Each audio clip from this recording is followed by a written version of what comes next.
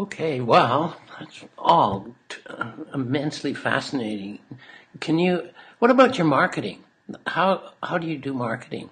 Um, can I Well, ask? I show with a few galleries. Um, the work, um, the work stays in pretty high demand, so there's never really a lot available. So it's marketing can sort of be a tricky subject. I've in the past have gotten myself a little bit in trouble by you know marketing through either galleries or on my website or whatever, and you know create a demand and there not be any work available because generally when a gallery gets a piece, it goes pretty quick, or there's Well, a waiting list, for the next available piece. So that's um, wonderful. That's great. it is, and it's also a byproduct of the fact that I really only paint maybe 12 to 14 paintings a year Sure. at most.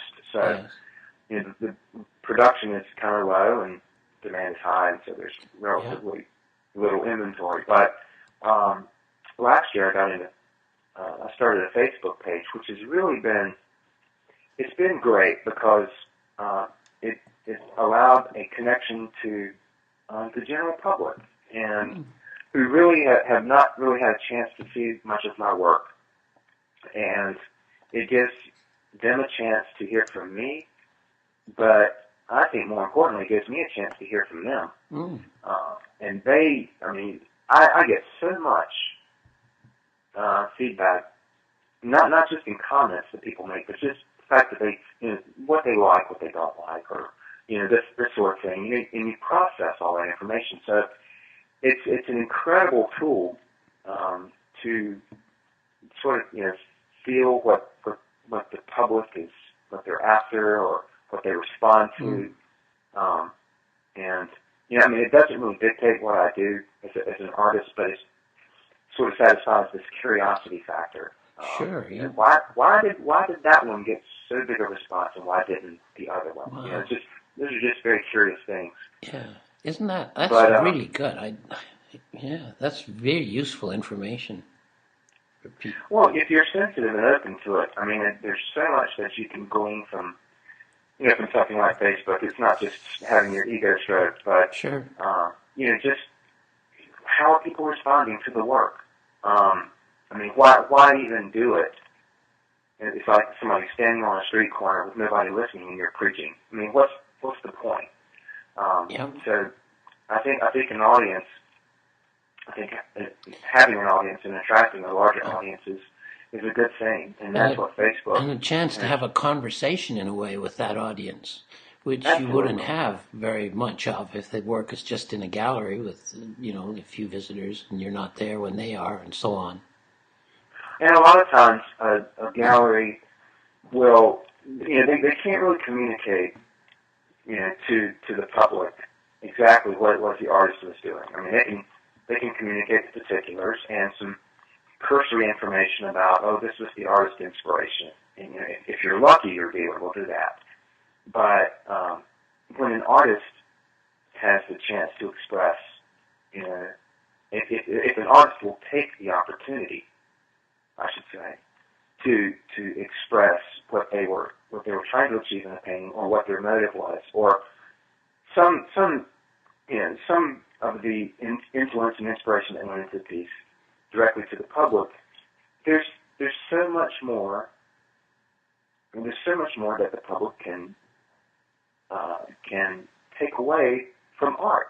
Sure. It's no mystery to me why art has sort of become taken a backseat to everything else in the world, because people have just lost interest. The story's not being told, and there are other things that have taken over. Technology has consumed people's interest now. But if artists would just be better, or do more of this communicating with the public, and not be tucked away in their studios only for the gallery to present the artist Yeah. to a small circle of collectors, but reach out to the public. I think art can, it can make sort of a comeback in the public consciousness. Totally, I totally agree. And we need it, actually, because there's an awful Oh, lot of just bling out there, it doesn't, for all that people absorb it all the time, it doesn't do them any good. It doesn't help their soul the way well, real art does. there have been so many wonderful painters that have come out recently. I don't know if it's because of the obsession or what it was. It just focused artists' abilities on realism, but there's such an incredible crop of new realist painters that, if it's going to happen, I think now's the time, because there's so many unbelievable painters. Wow. That are creating fascinating work. And Well, that's good news. I just hope they get to hear about Upper Canada stretchers too, so that we can keep ourselves in business. Well, they should. They should. That's, to me, that's the first process in a painting. Is stretching the canvas, and if that doesn't go well, your painting's already got a bad karma. You might as well get off to a good start. I think that's a great statement, and it's like the house. You start with a foundation. It doesn't look like much, but it's always pretty much the same materials and way of going about it. But if it isn't done right, the house is not going to survive very long. Oh, Or sure. it's going to be hard to build. Or a painting with a painting that's got a poor drawing underneath it. Yep. You really can't correct it. The foundation of the painting's going to be off. The painting will be off. Yeah. Fair enough.